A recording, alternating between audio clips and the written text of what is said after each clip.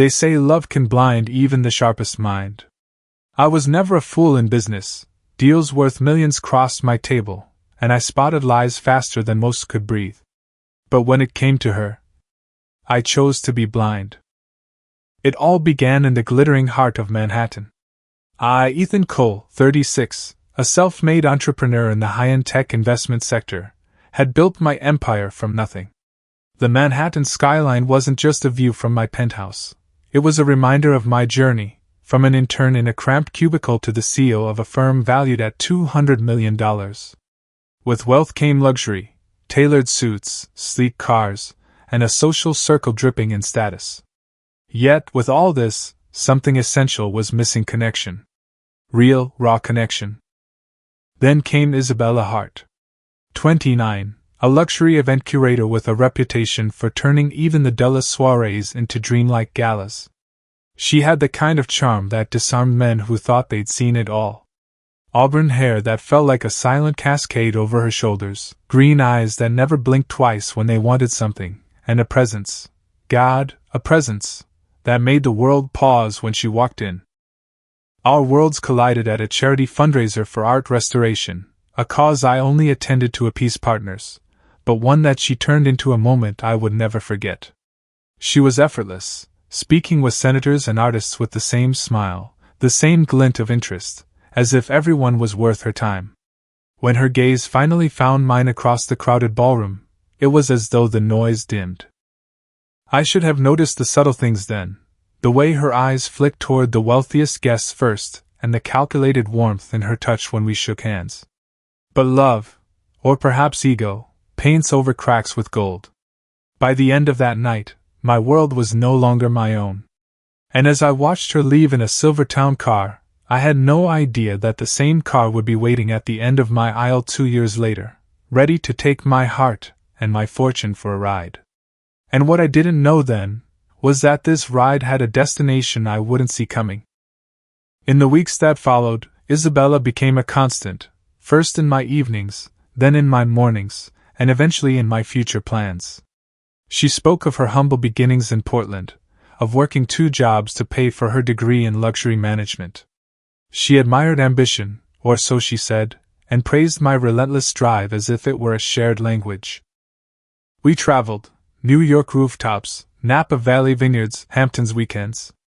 Each place a chapter, each chapter a promise. The way she adapted to high society was seamless. Within months, she wasn't just part of the scene, she was the scene. My colleagues adored her. My investors called her a stabilizing influence. Even my skeptical sister whispered that maybe, just maybe, I had found my person.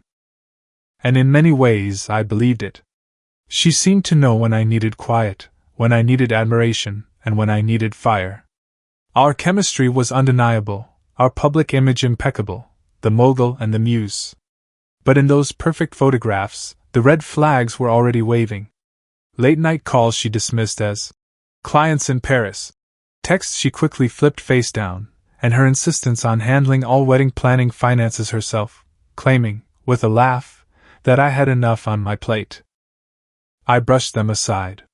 Because when a man builds an empire alone, he wants to believe he's finally found someone who isn't after it. What sealed it was the engagement. On a winter night at Rockefeller Plaza, under the towering Christmas tree, I slipped a diamond ring onto her finger as snow dusted her auburn hair. The crowd cheered. She cried. Or at least, I thought she did. From that moment, the countdown began, not to a marriage, but to a revelation. The wedding preparations became a project of their own. I funded everything, lavish invitations embossed with gold, a venue in the Catskills reserved for the elite, and a guest list dripping with influence.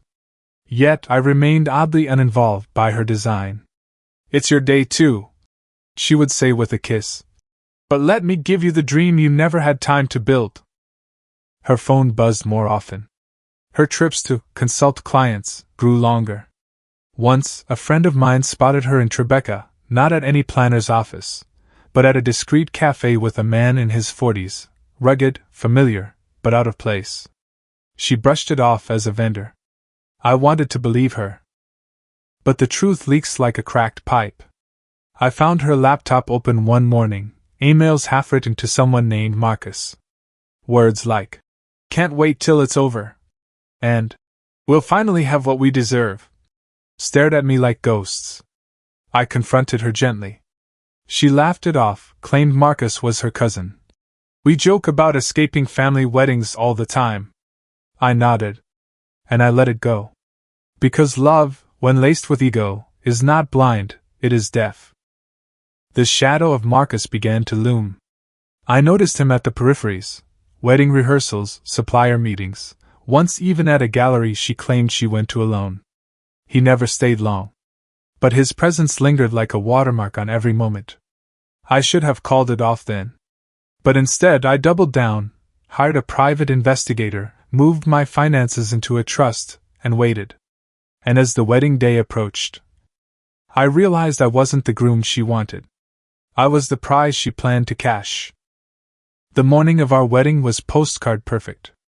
The Catskill air is crisp, the lake behind the venue like glass. Guests arrived in designer coats, champagne flowed before noon, and Isabella glided through the crowd in a dress worth more than most annual salaries. I smiled for the cameras.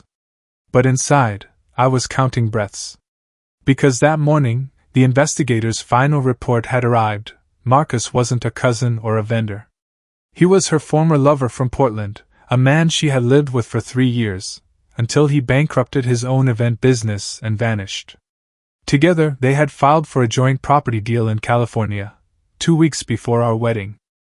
The plan was clean: marry me, merge assets through spousal trusts, siphon investments into their shared accounts, and disappear to Europe under a honeymoon. I wasn't marrying a woman. I was signing a wire transfer. So, I let the ceremony begin. The vows were exchanged under a floral arch, her voice trembling with a performance worthy of Broadway. The guests sighed. My sister wept. And when the officiant pronounced us husband and wife, I kissed her like I believed it. But my signature on that paper meant nothing, because an hour before the ceremony, my lawyers had filed a prenuptial codicil and frozen my liquid assets. Her plan was dead before the confetti hit the ground. I waited for the right moment. The reception. The dance. And then, the toast. I stood before 100 people, investors, family, and media. And I told them the story of how I met Isabella. How I loved her. And how love, sometimes, is a thief in disguise. Gasps echoed. Her face paled. Marcus, seated 3 tables away, stood to leave. The room turned into a theater of whispers. And she ran. That was the last time I saw her in white. Within 48 hours, the news hit page 6. Runaway bride exposed in $20 million matrimony scam. Marcus fled to Mexico. She claimed innocence, but the trail of emails, property deeds, and forged signatures told the truth. I didn't press charges. Not because she didn't deserve them, but because revenge, in its purest form, is not about noise. It's about silence. I let her drown in the very world she tried to rise in. Sponsors dropped her. Clients blacklisted her. The same industry she manipulated closed its gates overnight. Marcus? Last I heard, he tried the same trick in Miami, and failed. As for me, I returned to Manhattan, not a broken man, but a sharper one. Because sometimes the price of a lesson is cheaper than the cost of a lifetime mistake. And in that quiet victory, I found something I didn't expect: peace. Love is not about trust alone. It is about awareness. About seeing the person before the promise. We live in a world where people wear masks of affection to mine the gold beneath your feet. It doesn't make love dangerous, it makes it deliberate. If you are watching this and you've felt the rush of someone who moved too fast, promised too much, hid too well, pause.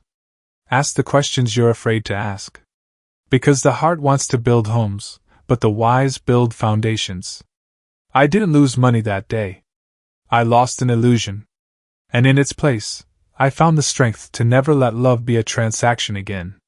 And that is how vows turned to venom, and a groom became a survivor.